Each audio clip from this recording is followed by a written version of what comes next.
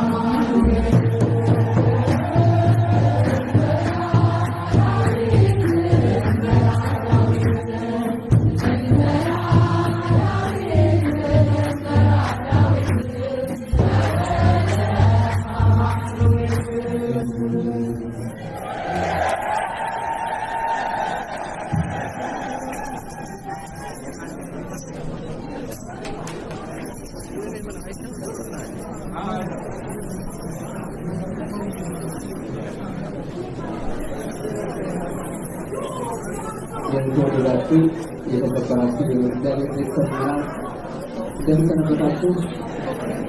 እንደምን ከረማችሁ? እንኳን አደረሳችሁ። እልል ብላችሁ አመስግኑ።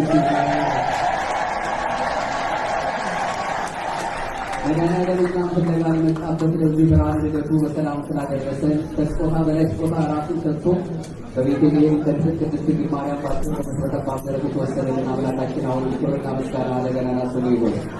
እሱንም ወልዳ የሰጠችን አዛኝትና ቶሎሬተ ዜና ረሰት ሆነ አሳሊ ተረፊት አፍራሪ ተማት ወደ ጸጋ ምን ከክብር አንዳችን ነው የሌለባት በብርሃንን ስሟ የከበረ የተመሰገነ ይሁንልን።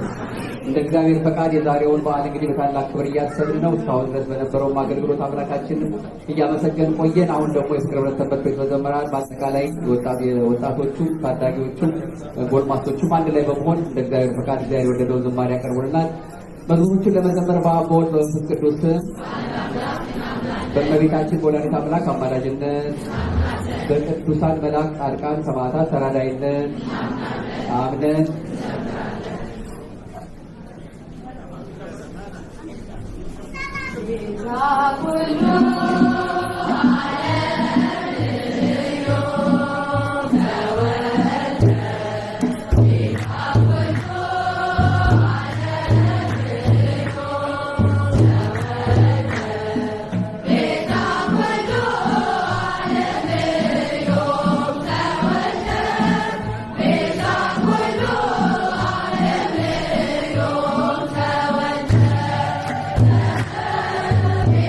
Amen.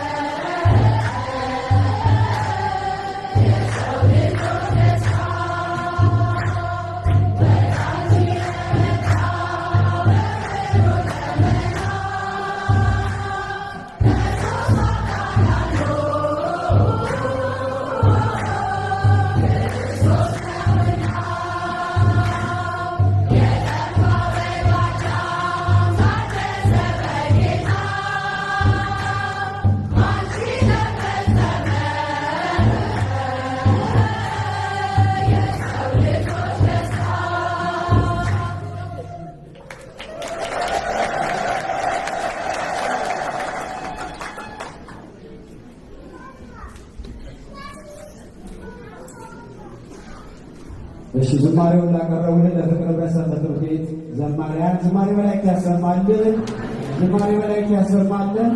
እስቲ ልጅ በላችሁ እግዚአብሔር ይመስገን። አሁን ደግማችሁ አመስግኑ። እነዚህ ያደረሰን አምላክ ሶስተኛ ጊዜ አመስግኑ። እግዚአብሔር የተመሰገነ ይሁን። ከዚህ ቀጥሎ የደብራችን ዋና አስተዳዳሪ ሊቀ ካህናት መጠኑ የእንኳን አደረሳችሁ መልእክት ያስተላልፉና በደረሳቸው። በስመ አብ ወወልድ ወመንፈስ ቅዱስ አሐዱ አምላክ አሜን።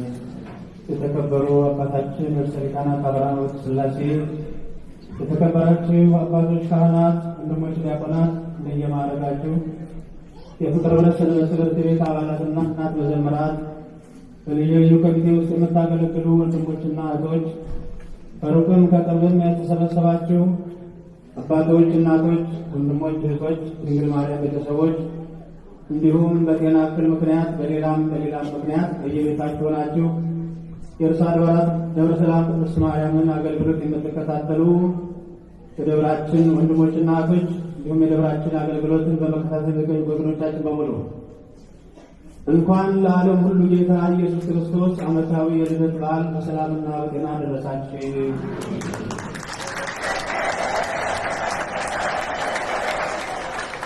ዓለማትን፣ ዘመናትን፣ ፍጥረታትን ሁሉ የፈጠረ ጌታችን ኢየሱስ ክርስቶስ አምላክ ወልደ አምላክ ነው። የእግዚአብሔር አብ የባሕርይ ልጁ ሲሆን ራሱም እግዚአብሔር ነው። በባሕርይ ሥላሴ መበላለጥ የለምና ወልድ ክርስቶስ ከአብና ከመንፈስ ቅዱስ ጋር ትክክል እንጂ አይበላለጥም፣ አያንስም። እርሱ ቅድመ ዓለም የነበረ ማዕከለ ዓለም ያለና ዓለምን አሳልፎ የሚኖር ጌታ ነው። ቀዳማዊና ዳህራዊ አልፋና ኦሜጋ እርሱ ነው።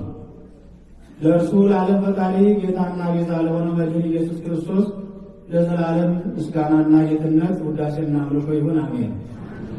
እግዚአብሔር አዳምን በሰባት ሀብታት አክብሮ በገነት ቢያኖረው አትብላ የተባለውን ዕፀ በለስ በላ።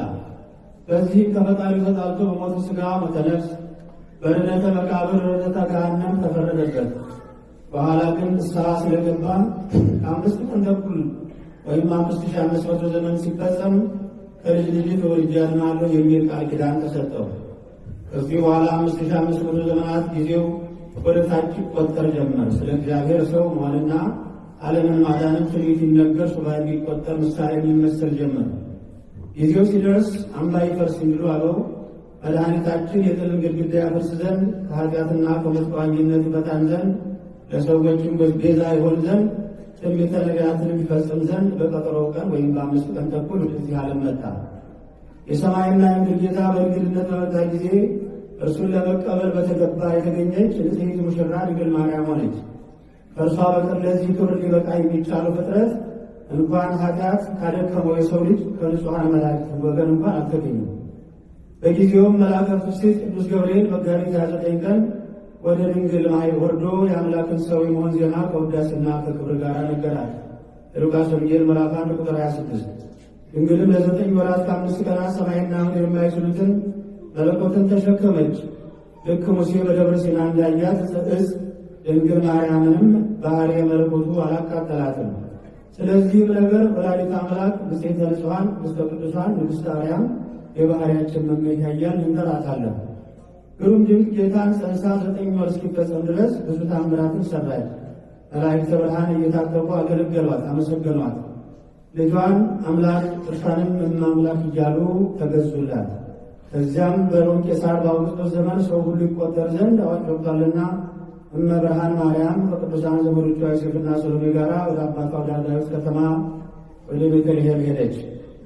በዚያም ሳሉ የምትወልድበት ጊዜ ሲደርስ በፍጹም ድንግልና እንደጸነሰችው ሁሉ በፍጹም ድንግልና ወለደችው። ኢሳይያስ 7:14 ሕዝቅኤል 44። እንኳን ደስ አላችሁ እላችኋለሁ።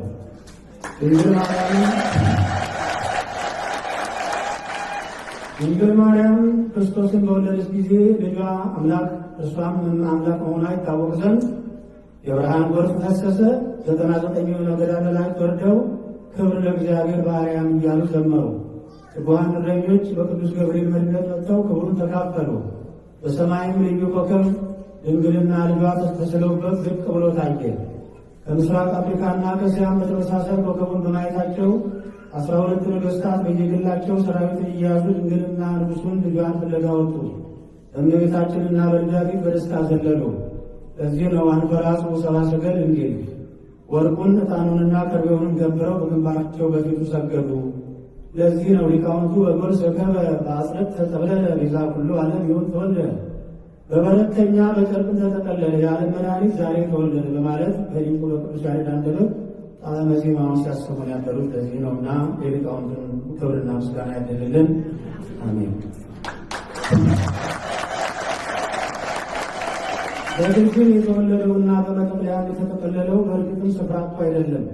እርሱ ጌታና መድኃኒት ሆኖ በሥጋ ከማርያም የተወለደ ቢሆንም ከአብ ጋራ በቅድምና የነበረ ሰማይ ዙፋኑ ምድርም የእግሩ መረገጫ የሆነ በኪሩቤል ሰረገላ ላይ የተቀመጠ ዓለማትን የአብ ባሕርያዊ ቃል ሆኖ የፈጠረ የክብሩን መንጸባረቅና የባሕርዩ ምሳሌ ሆኖ ሁሉን በሥልጣኑ ቃል የደገፈ ኃጢአታችንንም በራሱ ያነጻ ነው።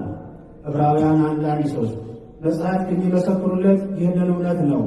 የእንግዶች ማደሪያ አጥቶ በግርግም መጠቅለሉ ግን እግዚአብሔር ከእኛ በኃጢአት ምክንያት በመጣብን የልዩነት ዕዳ ማደሪያ አጥተን ተጥለን የነበርነውን ከወደቅንበት ለማንሳትና ወደ ቀደመ ቦታችን ለመመለስ ለእንግዶች የሚሆን ማደሪያ አጥቶ በግርግም ተወለደ። ከእኛ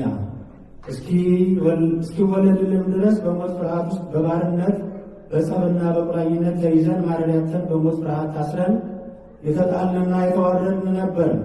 በበረት ውስጥ በመወለዱ ግን ይህ ሁሉ ዕዳ ቀረልን። ወደ ቀደመው ክብራችን ተመለስ። እግዚአብሔር ይመስገን። የተወደዳችሁ የእግዚአብሔር ቤተሰቦች ልደተ ክርስቶስ መለያየትንና ጥላቻን ያስወገደ በምትኩ እግዚአብሔርንና ሰውን በማዋሃድ ለሰው ልጅ አዲስ የድኅነት ምዕራፍን የከፈተ ታላቅ በዓል ነውና በዓሉን በሰላምና በፍቅር በመተሳሰብና በይቅርታ ልናከብረው ይገባል። እንዲሁም በዚህ የርዕሰ አድባራት ደብረ ሰላም ቅድስት ማርያም ቤተ ክርስቲያን አንድ አዲስ ነገር አለ። እሱን ላብስራችሁና ከልደቱ ጋር አብራችሁ ያያችሁ እግዚአብሔር ታመሰግናላችሁ። እንደምታውቁት የሕንፃ ቤተ ክርስቲያን ይሰራል እየተባለ ለረጅም ጊዜ እናንተን ስናሳስብ ስናስቸግር ዘመናት ተቆጥረዋል። ያለ እግዚአብሔር ፈቃድ ግን ምንም ነገር ማድረግ እንደማይቻል እናንተም ታውቃላችሁ። እኛም እንጠራለን፣ እንጸልያለን። ለወደፊት የእናንተ ጸሎት አይለየን እያል እግዚአብሔርን ለምናለን። ለጊዜው ግን ለአሁኑ እንደምታዩት የሕንፃ ኮሚቴው ብዙ ጥናቶችን አድርጎ ስራውን ለመስራት ለባለሙያዎች ስራውን የሰጠ ሲሆን እንደው ለጅምሩ የሚሆን እስኪ አንድ ስራ ሰርተን እናሳይ በሚል በእግዚአብሔር ፈቃድ አንድ የተሰራ ስራ አለና እሱን እየገለጣችሁ ሰይጣናት እዚህ እየባረኩ ያሳያቸዋል። በመካከል አንድ የቤታችን ልክ እንደመንበሩ ማለት ነው የቤታችን ስላልሆነ ያለበት አንድ መስኮት እዚያ ተከፍቷል። በቀኝ በኩል የቅዱስ ጊዮርጊስ አለ። በዚህ በስተግራ በኩል ለእኛ በስተግራ ለእናንተ በስተቀኝ በኩል የቅዱስ ተክለ ሃይማኖት መስኮት 3 መስኮት ተከፍቷልና እዚሁ ወደ ሰይጣናት ይባረኩታል። እናንተ እግዚአብሔርን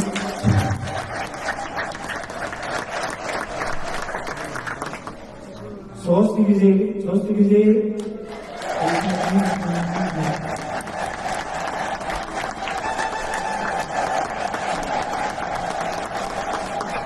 እንግዲህ የነበረው ሰበካ ጉባኤ ስራ ዘመን ሲጨርስ መስኮቱን ጨርሶ ስራውን አጠናቋል። የሚመጡት ደግሞ ህንፃውን ሰብተው ያሳያቸዋል። የመድኃኔዓለምና የእናቱ ፈቃድ ይሆንልን። ለነበረው ሰበካ ጉባኤም እግዚአብሔር ምስጋናችሁን ትለግሱልን ጠይቃለን። እናንተም አትሰሙ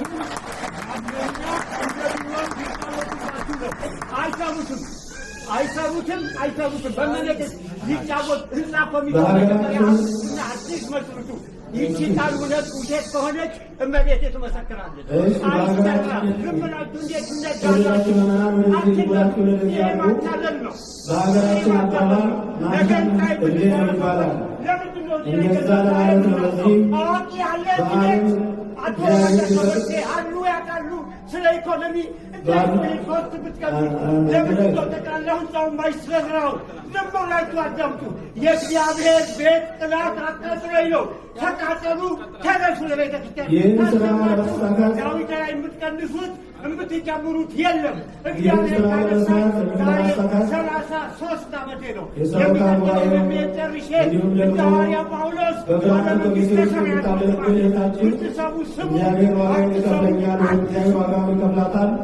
ብለን የምናምነውን እህታችንን በካህናቱና በእናንተ በመላው ሕዝበ ክርስቲያን ስም እግዚአብሔር ልቧን መሻት እንዲፈጽም እንድታመሰግኑልን እናንተን ጠይቃለን። ይህን በዓል በደመቀ ሁኔታ እንዲከበር የአስተዳደር ጽሕፈት ቤቱ፣ የሰንበት ትምህርት ቤት ወጣቶችና ሁልጊዜ ለአገልግሎት የምንጠራቸው ወንድሞቻችን ሁሉ እመቤታችን ተባረካቸው ዘንድ በእናንተ ስም ምስጋናችንን እናቀርባለን። ለብዙ ዘመን በአገልግሎት ቆይተው አረፍተ ዘመን የገታቸውን አባታችንን የአቡነ ተክለ ሃይማኖትን በረከታቸውን በሁላችን ላይ ያሳድርብን። እንዲሁም በልዩ ልዩ ኮሚቴ ውስጥ ያገለግሉ ቆይተው እንዲሁ ወደ እግዚአብሔር የተጠሩትን ብርሃነ መስቀልን ተክለ ጽዮንን ተክለ ጻድቅን ነፍሳቸውን በገነት እንዲያሳርፍልን ፈቃዱ ይሆንልን። የልዑል እግዚአብሔር ቸርነት የቅድስት ቅድስት ማርያም አማላጅነትና ቃል ኪዳን ጸሎት ከሁላችን ጋር ይሁን። በዓሉን የሰላም የፍቅር የእድገት የጤናና የበረከት በዓል ያደርግልን። መራራ ኃጢአታችን የበዛበት ሕይወታችንን ያጣፍጥልን። ወስብሐት ለእግዚአብሔር ወለወላዲቱ ድንግል። አባታችንን ቃለ ሕይወት ያሰማልን፣ ቃለ ሕይወት ያሰማልን። ቃለ እግዚአብሔሩ እንደውም ተሰጥቷል። በዚሁ ሙሉ ቃለ እግዚአብሔር የተሰጠው ለሚቀጉባኤም ሰዓት ከምንፈጅ አባቶቻችን እስከሚዘጋጁ ድረስ ለ10 ደቂቃ ያህል እግዚአብሔርን ቃል ያስተምሩናል። ወደ እሳቸው ነው የምንሄደው። ይሄ የተሰራው ስራ በ3 ቀን ውስጥ የሜዳሊያን የሚባል ካምፓኒ የሰራልን በግራንት የተገኘ ነው። በተለይ እህታችን ዶክተር ማይሌት ለዚህ ትልቅ አስተዋጽኦ ያደረገች ናት። ቅድም ሊቀ ካህናትም መስክረዋል። እና ይሄ ረዥም ጊዜ ሲታቀድ የነበረ እቅድ ነው። ዛሬ ሳይሆን ረዥም ጊዜ ታቅዶ እግዚአብሔር ፈቃድ የሆነ ነው እና አሁንም እግዚአብሔርን አመስግኑ እባካችሁ። በዚህ የተጀመረው ደግሞ በፍጻሜ ደግሞ ሌሎችንም ስራዎችን ለመሳተፍና የተሻለ ስራ ሰርተን እግዚአብሔርን እንድናመሰግን ለሁላችንም እግዚአብሔር አምላክ ይርዳን። ወደ መምህራችን ወደ ሊቀ ጉባኤ ጌታውን ደርሰ